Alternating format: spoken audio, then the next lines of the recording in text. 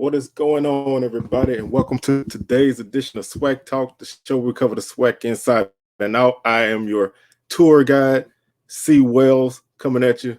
We're going to preview week 4 today. Week 3 was a very interesting week. Not a lot of excitement if you was on the SWAC side, but still, a week of football has passed, and now another one is upcoming. 4 conference games on the slate, including one big, huge game on Thursday, which is our game of the week, Alcorn at UAPB. There's also the State Fair Classic, Grambling and Prairie View. The Gulf Coast Challenge is Alabama, Am and Tuskegee, Jackson State and Delta State, TSU and Rice, Southern and Valley. And we're going to go ahead and throw the schedule up here so you can go ahead and get a glimpse of it. This is Bethune-Cookman, Alabama State is also a big matchup, East Division. So we're gonna not waste any more time. The socials are down on the screen below. You can check those out.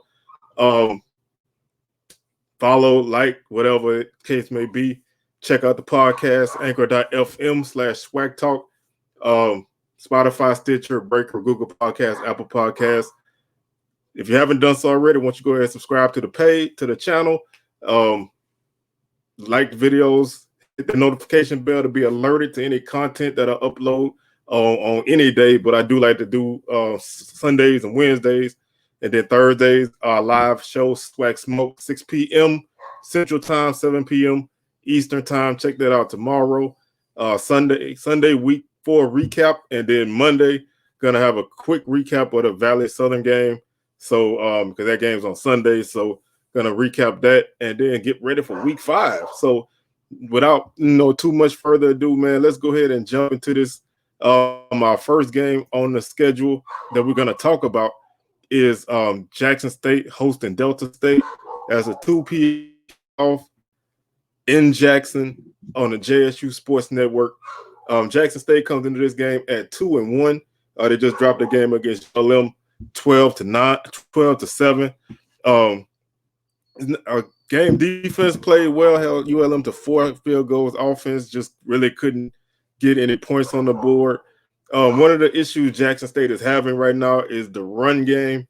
They're averaging 45 yards per game on the ground, 1.9 yards per carry. So that's something that's definitely going to have to improve. You don't have to have crazy rushing numbers, but 46 yards is just not going to do it later in the season. A game like this, I don't expect too much. Delta State is a solid Division II program, but I think Jackson has enough athletes to make it through this game. The passing game has been solid. Shador is playing really well, not really making a lot of mistakes. He threw his first interception on Saturday. He has 4 touchdowns on the season, 76 of 106, 4 touchdowns, 1 interception. Averaging 280 yards per game through the air. Total offense 327 per game. They're averaging 5.5 yards per play. But right now, where Jackson State is getting it done at is on the defensive side of the ball. They're allowing an average of 11.3 points per game, and they also are allowing 2.4 yards per rush. They allowing 91 yards per game, so under 100 yards, 2.4 yards per rush. All good numbers. Through the air, they haven't had any interceptions yet, but they've only allowed 1 passing touchdown, 53 of 100 for 475 yards. That's an average of 158.3. They are allowing 249 yards per game, 3.5 yards per play, and only 2 touchdowns on the season. So they're doing a really good job on defense. The offensive problems are staying on the field. They're averaging their third down percentage is 29%.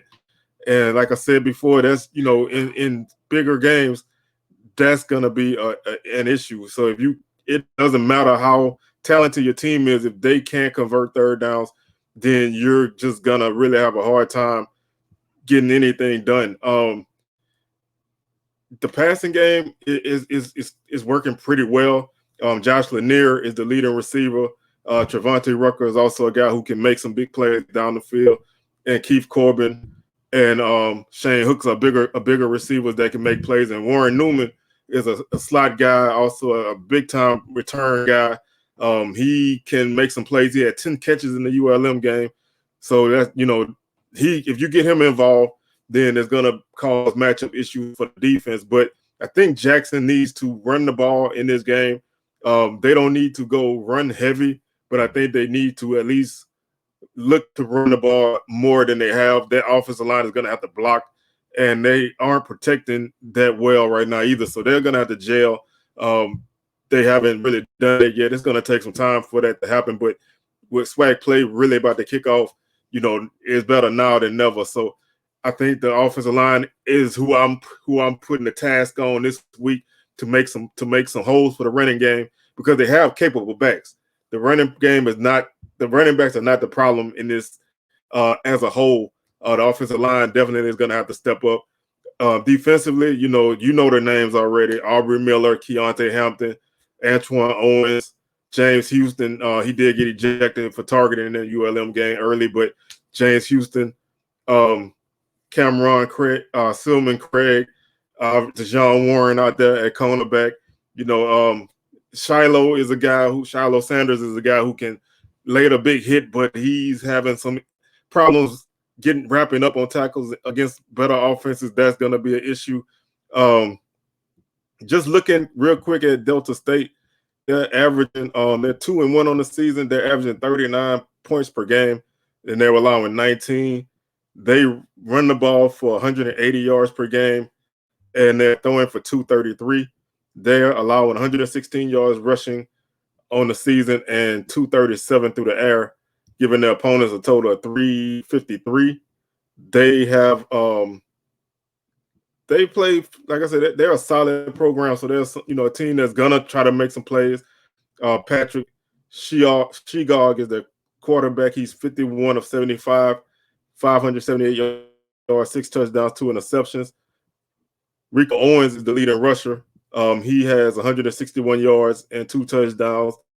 But Shegog, the quarterback, is the second leading rusher with 159 yards. So they have a dual threat type of quarterback. So that's something to keep an eye out on. The leading receiver right now is Corinthians Edmonds. He has 12 catches for 96 yards.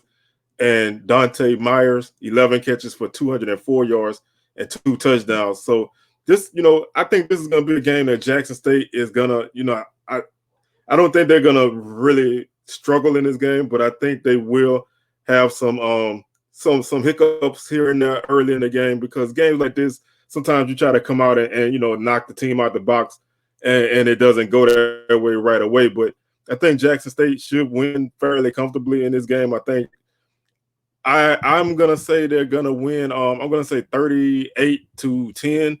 I would not be surprised that the State was able to move the ball a little bit, but I think this defense for Jackson is too much, and I think the offense will be able to get the running game going, and that will help them a lot. I think you can look for a heavy dose of running in this game, and then some passing as needed. I think the run game should be the focus, at least to get it going. I mean, if they can't run in this game, then that's going to be a huge problem moving forward. So I look for runs early, and then you can spread them out and pass as much as you want. But right now, I'm looking more at the run game. So, like I said, 38-10 is my pick, and we're gonna move on to the next game that I want to talk about is Texas Southern at Rice. That's a 5:30 kickoff. That game is being broadcast on the ESPN family of networks. They haven't stated which one. Probably ESPN Plus, most likely, or ESPN3. Texas Southern is 0-2 right now, and they got Baylor in their last game. They're averaging 12 points per game. They're allowing 53. Right? I thought coming into this season, Texas Southern would be a fact to win a couple games, and that's still possible. They did not look sharp late in the game against Prairie View. They got beat pretty soundly, and then obviously the Baylor game. So they have some things to work on. Rice is not the best FBS team, but I think they still have a little bit too much for Southern. Texas Southern is gonna have to get the offense going. They're averaging 150 yards passing on the season, and they have one passing touchdown, although they don't have any interceptions. They also are running for 127 yards. So they really need to get this offense going. They're averaging 4.1 yards per play. That's average, but that's a number that should really improve. They're allowing 8.3 yards per play and over 600 yards of offense. So defensively, they're not really making any plays. And like I said, a lot of that is their Bella game, but Prairie View had some success as well through the air. So that's going to be a huge issue. They're allowing 324 through the air, 6 touchdowns already on the season for the opponents and 1 interception. And they're also allowing 275 on the ground. So it's kind of like, you do what you want. So I expect Rice to run the ball. They a team that is probably gonna want to try to at least establish that. And Rice is obviously, like I said, they're 0-3 right now, so they're not playing very good football. They got beat by Arkansas, and Houston bombed them, and Texas bombed them. They have scored 24 points in 3 games, so not an explosive offense to say the least. So their numbers are kind of like skewed like Texas Southern numbers. They played some bigger teams and just have not done well. They're averaging 121 yards on the ground and 147 through the air. They are averaging 272 on the ground. So Texas Southern, I think you should really try to run the football and see what happens. I mean, I don't expect too much from this game, but if Texas Southern can get a couple drives early, maybe score a couple touchdowns, I think they'll put themselves at least in a decent position to make some plays. Ja'Cory Howard is going to have to get the job done, and Ladarius Owens also. They're going to be 2 guys tasked to carry the ball. Andrew Bodie and Jalen Brown are the quarterbacks. I think maybe some people saying go with Bodie, but he's young. Brown is young. So, you just kind of have to go with which one you think gives you the best opportunity. Keelan Davis, Jaron Johnson, Jonathan Giles are the receivers to look out for Texas Southern. On defense, you can look out for Tariq Cooper, Tim Walton, Andre Gibbs, Michael Battajoe, Julian Marcantel. Those are some guys. Ja'Cory Benjamin also some guys to look out for on the Texas Southern defense, but I think Rice be just a bit too in this game. So I'm going to say Rice 42, Texas Southern 7, and Texas Southern can move on to better fortunes ahead of them. Our next and final non-conference game is Alabama A&M and Tuskegee facing off in the Gulf Coast Challenge in Mobile. That's a 4:00 kickoff. Alabama A&M comes off of a game against Bethune-Cookman where they played fairly well in the first half. Second half, they didn't play as well. Bethune-Cookman was able to get themselves back in the game and ultimately gave themselves the opportunity to win, but they fell short. We pretty much know what Alabama A&M likes to do. They are passing offense, but they can run the football. With a guy like Gary Quarles at running back, he's a threat to run the ball at any time for them. He can catch the ball at the backfield, and they have a plethora. That's one of my favorite words. They have a plethora of receivers that they can go to, and like I said, don't sleep on the running game. They're averaging 330 yards through the air and 133 on the ground. So they're averaging 3.7 yards per rush. But don't sleep on their running game because you will get hit with a lot of draws. And then also they'll use screen passes as extension of the run game. So you really have to be aware of everything that they have. And obviously, Akil Glass, and that group of receivers he has, Zabrian Moore, Ibrahim, Brian Jenkins Jr., Odu Hilaire, and now D. Anderson, a bigger guy who can make some plays. They, offensively, they have it. They do what they want, and they're very, very confident in what their offense does, and they're gonna put up points, so you have to match. And right now, that Alabama A&M defense is not playing really well. They're allowing 193 yards on the ground per game, 6 yards per carry, so they are vulnerable to the run. and they're allowing 217 through the air. They do have 4 interceptions on the season, so they have made some plays when the ball is in the air, but they've been bending and not breaking for the most part of the season. They're allowing 6.7 yards per play on defense. That's a number that's not going to get it done. You really have to chop that number down at least to 4 to have a solid defensive effort. But right now, Tuskegee is not playing good football at all. I don't expect this to be much of a game.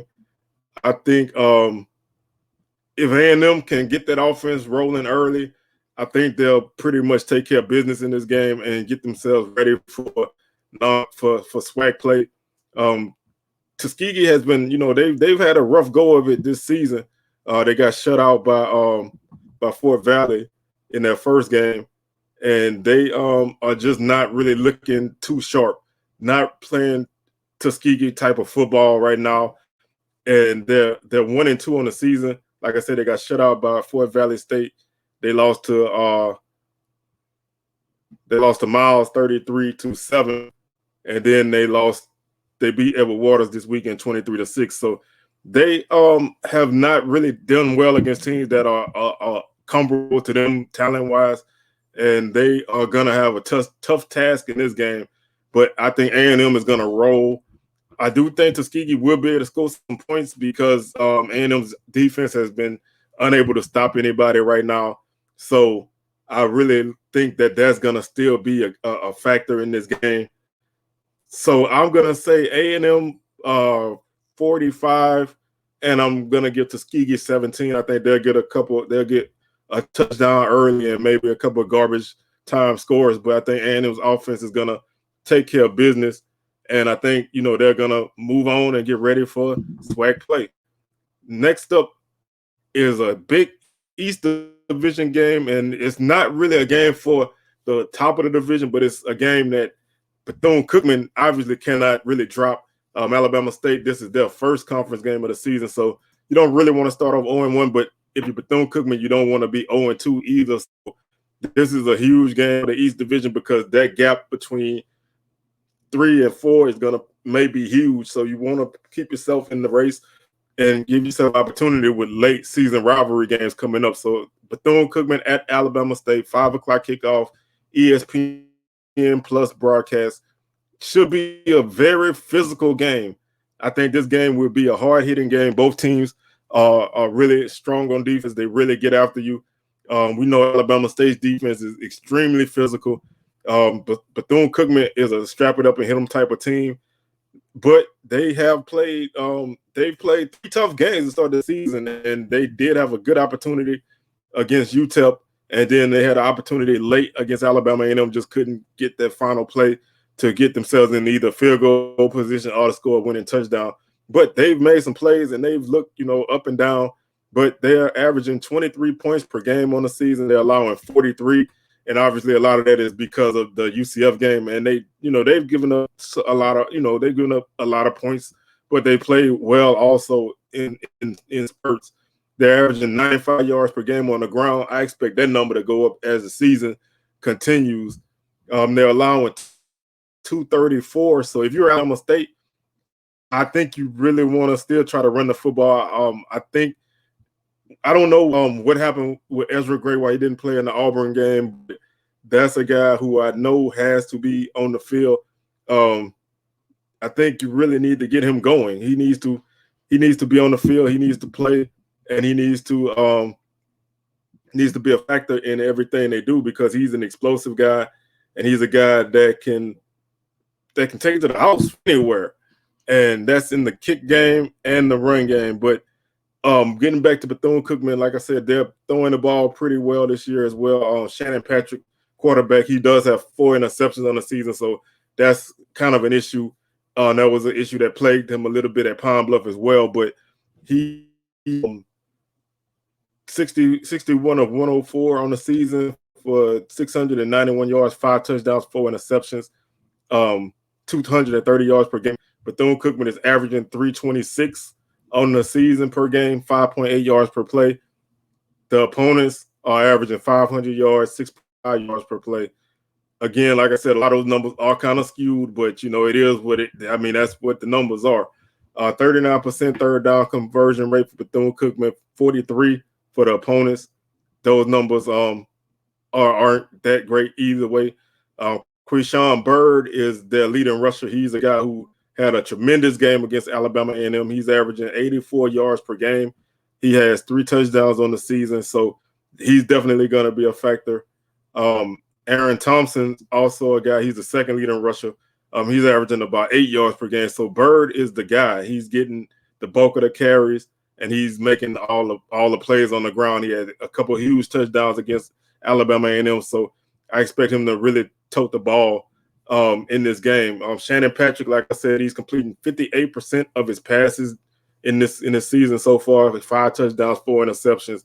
He had a couple costly interceptions he had 1 costly interception in the first half against Alabama A&M, and then 1 at the end of the game. So he kind of bookended his start with interceptions, and in the middle he was steady. He got slow getting going, but he got going late, and he was able to take care of the ball in the key portions of the game. Marcus Riley is the leading receiver. He's averaging 57 yards per game. Kimari Averett is a big tight end.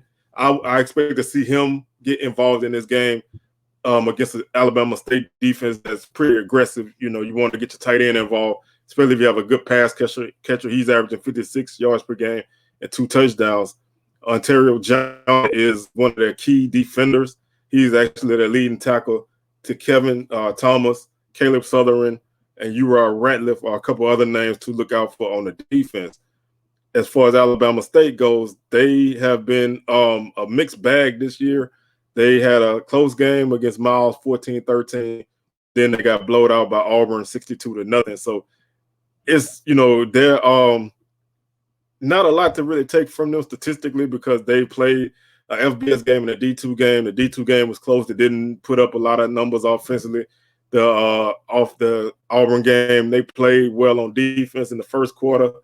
Then they kind of gave out, but they don't really have a lot to really look at numbers wise.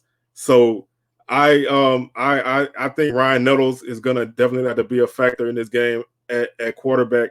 He's been inconsistent in both games. They have to get the passing game going. Jeremiah Hicks is one of their key receivers. Like I said, Ezra Gray, if he's able to play, is a huge impact guy on their offense. Ja'Cory Merritt also. I think that defense obviously is going to be the factor, you know, led by Christian Clark in the middle of that defense. I think Bubba Adams has been injured. I don't know if he's still out. I had to check and see, but Earnshaw Davis is a big time guy at safety, and Natron Culpepper as well. They have some players on defense, and they're gonna get out there and they're gonna get after you, and they are physical. So I expect them to match that intensity, but their offensive production is going to be the factor. Like I said, they haven't had a good offensive game at all this season in their 2 games. So if they want to get the W in this game, the offense has to show up. Defensively, they can hold Bethune-Cookman, but I really think that this is going to be a game that's won by whoever can run the ball the best. I think Bethune-Cookman has been running the ball decently the last week. So I think I'm leaning more with Bethune-Cookman because I think they're a more solid, steady team. Yes, they're 0-3, but I think they're starting to find their form. Alabama State right now is still not there yet. So I'm going to go with Bethune-Cookman. I'm going in a mid-20s type of game. I'm going to say 24-21 Bethune-Cookman. I think it's going to come down to a late score. Maybe Alabama State has the lead late, but Bethune-Cookman scores to seal it. But I think it's going to be a very exciting game. I think this is a game that if you can catch it, I think you should check it out because I think these 2 teams have the ability to be a factor in the division. But the team that loses this game is definitely going to be in a tough spot, especially if Bethune-Cookman loses. They'll be 0-2, and that's a tough hole to climb out of. The next game I want to talk on Sunday, Southern goes to Jackson to take on Mississippi Valley. That's a 2 o'clock kickoff, ESPN Plus broadcast. Southern comes in off of frustratingly heartbreaking whatever you want to call it, to Max, where they led 21-10 and lost 31-24. Southern is Southern. You know, they're gonna run the football. They're gonna make plays on the ground. They're gonna spread you out. They're gonna run some option concepts, and they're gonna mash you with their defense, with their offensive line. And defensively, they're gonna try to get after you and get after your quarterback and stop your passing game and try to slow down your run game. But Southern right now, they're averaging 184 yards on the ground, which I think is second in the conference right now. They're averaging 5.1 yards per carry. The offensive line is opening up holes the last 2 weeks. Even in the second half when they stymied, they still had some positive runs. Southern's problem is when they go to the air, they're averaging 151 yards on the season. They have 5 interceptions on the season. A huge interception against McNeese really hurt them. And they have four touchdowns on the season, averaging 6.1 yards per play and 335 yards per game on total offense. Defensively, they're averaging 165 yards on the ground. That number is starting to kind of come down a bit. McNeese found some things against Southern late as the defense started to wear down a bit. They're allowing 3.9 yards per rush. So they're doing a good job of making plays. They had some tackling issues against Miles.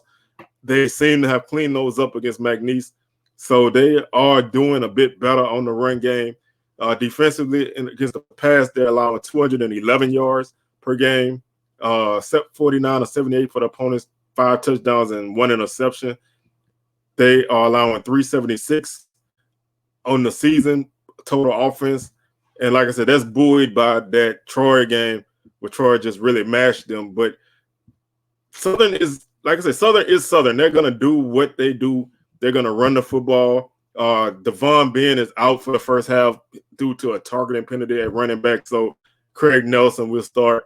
They have a few other younger guys who are going to play behind him. And obviously Skelton is a threat to run the football. So the running game for Southern should be fine in the first half until Ben comes in. Ben is more of a sledgehammer type guy anyway. And he'll be able to pound Valley in the second half if Southern is in the lead. Southern is 38% third down completion rate, 54% for the opponents. I guess you can say if Skelton plays, you know what they're going to do. I like Bubba McDaniel. I think he's a guy who can run the ball pretty well. He's not a Skelton type of runner, but he can run the ball pretty well. And he's a better passer to me overall than Skelton, but he's younger and he makes some mistakes as well. But Southern has to lean on the tight ends. Ethan Howard and Travis Tucker, those are 2 guys at tight end who can make some plays for you. And, they have receivers. They're going to probably try to get the ball out of them in space. The backs will be focused on in the pass game as well. So they're going to give Valley a lot to look for, a lot of misdirection.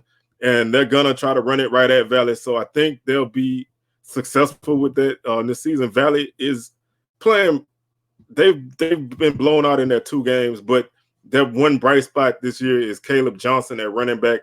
He's an all SWAC type of back, so he's going to be a guy that Southern is going to have to focus on him because Valley doesn't really have a lot of other weapons.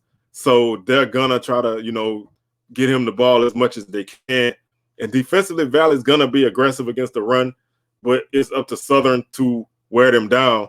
And Valley's lost 2 games pretty badly in 2 different ways. Murray State ran the ball over them for 300+ yards. Stephen F. Austin passed the ball over them for 300+ yards. So it's kind of like, week by week, you don't know what Valley is going to give you, but Valley is going to hang around in this game for a while. I think Southern is the type of team that they can have some lulls. And if they have lulls in this game, Valley is going to be able to hang around. But I think the depth of Southern and Southern's running game will start to kick in the second half, and they'll win this game. And I think it's going to be a game that looks closer than probably what it is. I think it's going to be like 34-14. It may be a little bit close at halftime, but I think Southern will pull away late. And it won't be a comfortable win if you're a Jaguar fan. I don't think you're going to be able to go to Mississippi Veteran Memorial Stadium and just relax. But I think you will be coming home with a W. Valley's going to beat somebody at some point, but they really have some things to work out on their team as a whole, offensively, defensively. They need to get some things going, but they will be dangerous in the future, but not right now. The next game I want to speak on is Prairie View and Grambling in the State Fair Classic in Dallas in the Cotton Bowl, 4 o'clock kickoff. Two teams going in two different directions. Prairie View is up and down right now, but they have some explosiveness at quarterback. Jawan Pass is playing in the wins. He's playing very well. In the loss, he made some mistakes. The team is averaging 299 per game rushing, 6 touchdowns and 6 interceptions. You know, they threw a ton of turnovers against Incarnate Word, which did them in. The running game has been pretty solid, 140 yards per game, 3.6 yards per rush. The defense is playing really well. They're allowing 110 yards per game on the ground and 185 through the air. They're a defensive unit that's not getting talked about a lot by anybody, and I think people really need to pay attention to what they're doing on defense. 295 per game on defense, 4 yards per play. They are making some great plays on defense and offensively. A guy like Jawan Pass, he's big, he can stand in the pocket, he can throw the ball, he can scramble, and his issue has been turnovers at Louisville. He fumbled a lot, and those are issues that can plague him. He fumbles because he tries to do too much sometimes, and he turns the ball over. So Prairie View is gonna definitely have to stay focused in this game. You don't want to give Grambling any easy opportunities. You want to make them work for everything that they have. Like I said, Christian Mosley is a guy you can look out for on the ground for Prairie View.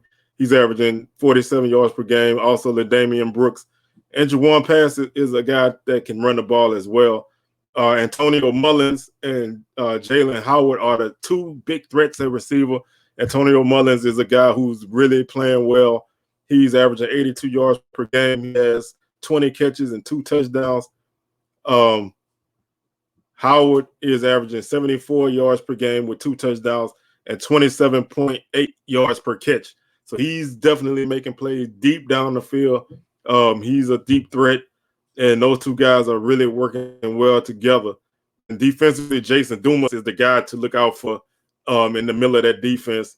Trayshawn Smith at linebacker, Drake Cheatham, and Darius Campbell are guys also look out for. This team is playing, this is a team that could be one of the better teams in the division. This game, they really need to take care of business in this game and don't lose focus, because Grambling, like I said, they're not playing well right now. They had 2 FBS games in the last 2 weeks. They didn't score any points in either of the 2 games. And the passing game, going all the way back to the Tennessee State game, is anemic, to say the least.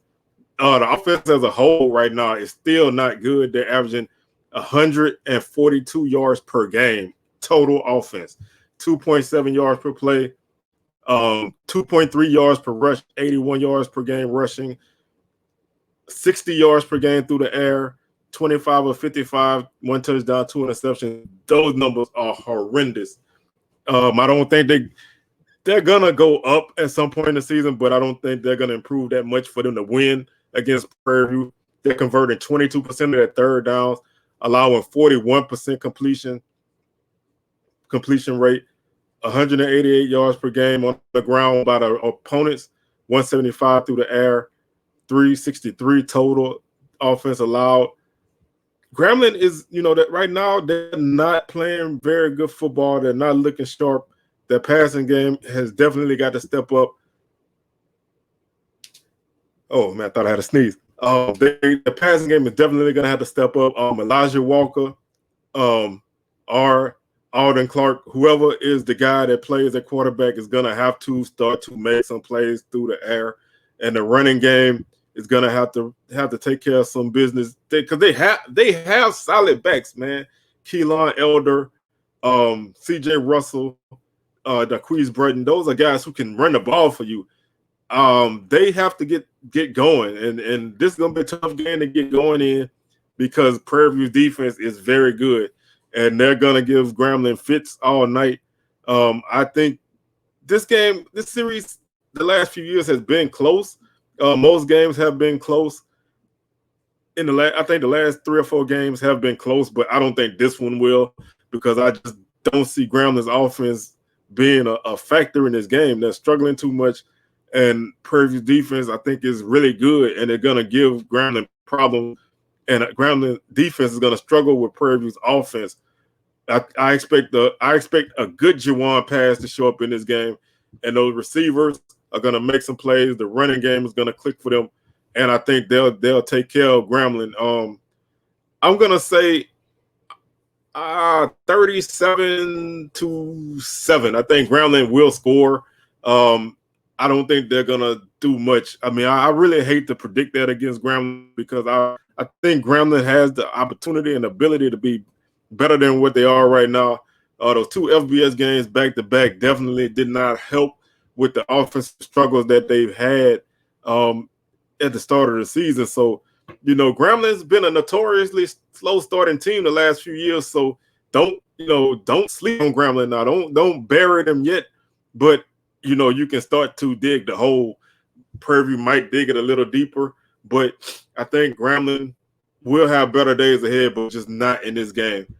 Our final game of the day that we want to talk about is actually taking place tomorrow. It's my game of the week. It's pretty much everybody's game of the week who has been doing any kind of predictions, and that's UAPB hosting Alcorn. Most years this would be into the cross division matchup, but now this is a West Division matchup, and it is big because with Prairie View coming on strong, and they have an opportunity to be 2-0 in conference if they beat Grambling.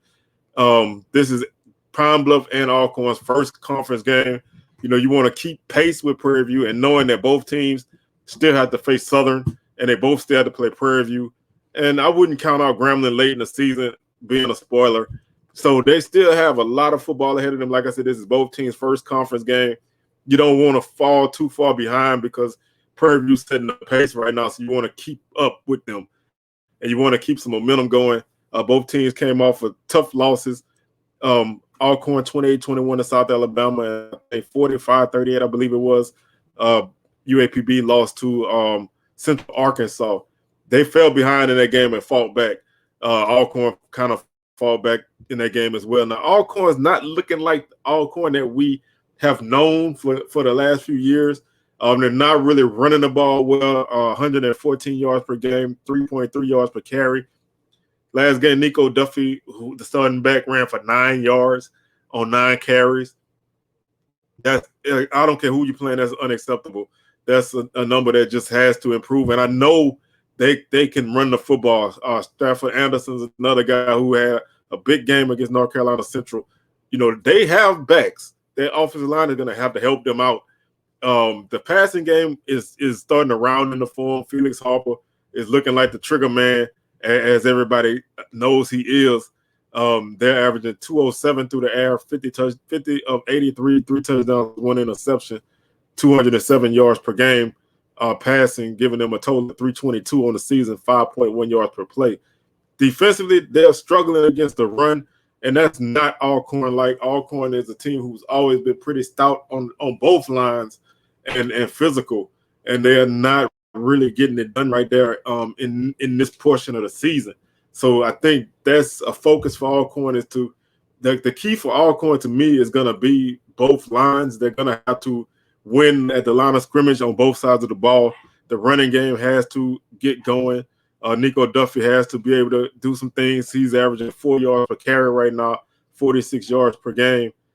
Stafford Anderson had a big game against North Carolina Central, but he hasn't played. He didn't play in the last 2 games, so I don't know if he's injured or what's the deal. But if he's available, then that's a guy that they really also need to look at.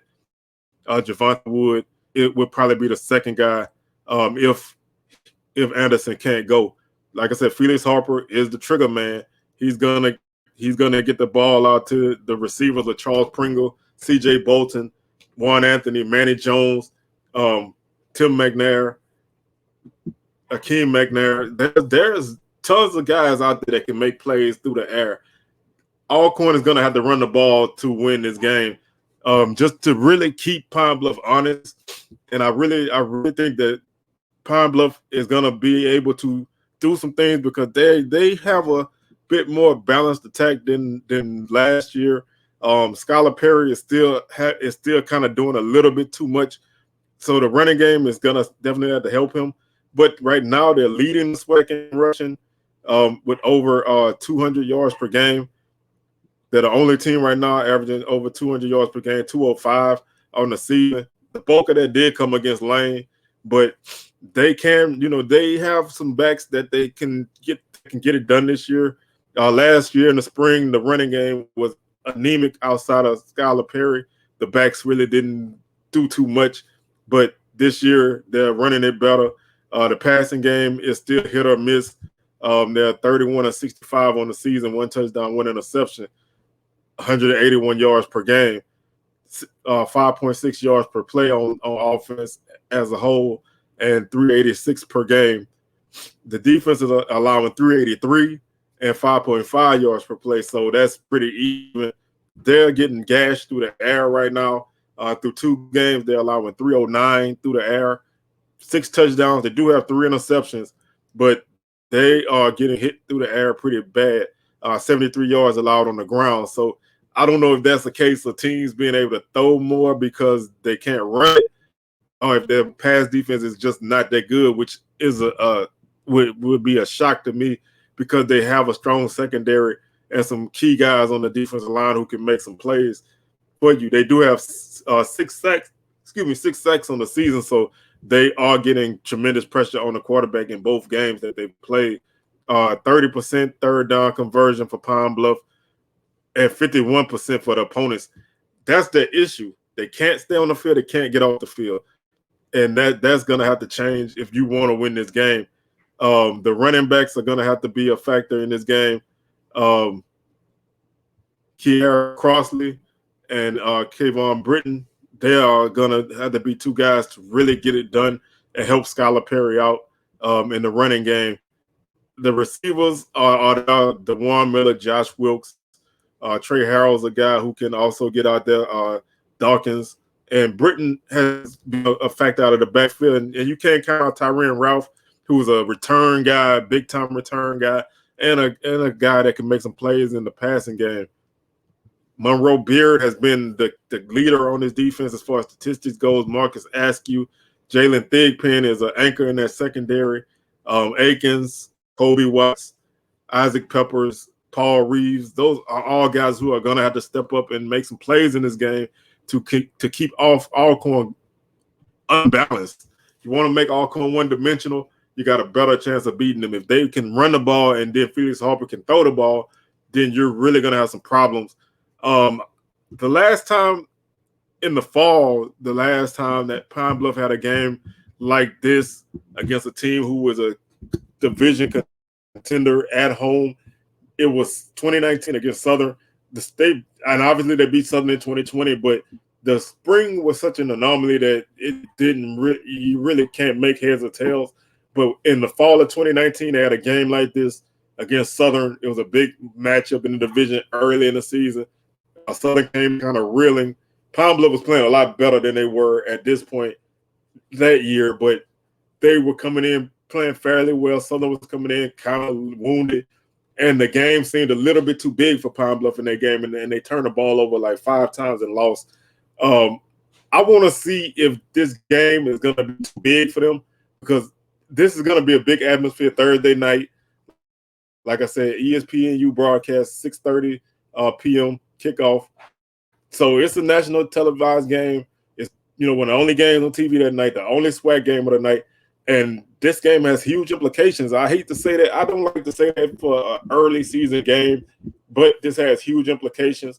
Can Pine Bluff handle the weight of that? They made it through the spring, but this is the fall and it's a different beast. Alcorn still has a lot to prove. People, still don't believe in Alcorn right now. They're kind of not really what they usually are, but the potential is still there. The loser of this game is gonna have some problems. They're not gonna be out of the race, but you're gonna be one step behind already. If it's Alcorn and they lose, the questions start to fly even more, and the doubt starts to creep in more about their team. You know, where they, is there run over if they lose this game? Pine Bluff, a win can skyrocket them. They picked fifth in the division by the media. They got a chance to prove and make a statement. But I'm going with Alcorn in this game because I think Felix Harper is the kind of guy that if he's on, he's going to help this team going. And I think Nico Duffy is going to have a big game in this game. I think the running game and the passing game are going to kind of click for Alcorn, and the defense is going to be able to make enough stops to get them a W, because I think that third down conversion rate of Pine Bluff on both sides is going to factor into this game. So I'm going to say Alcorn 31, Pine Bluff 27. Should be an entertaining game, but I think it's going to go for the Braves, and that's my game of the week. And I'm up out of here, man. This has been a long show. Covered all the games, lots of games this weekend, Thursday, Saturday, and Sunday. I will be hopefully in Jackson on Sunday for the Southern game. So if you see me, holla. If anybody else is going to a game, let me know in the comments, where you're going. And give me some thoughts on who you think going to win these games. So with that being said, I'm C. Wells. I'm going to sign up, and I'm out of here.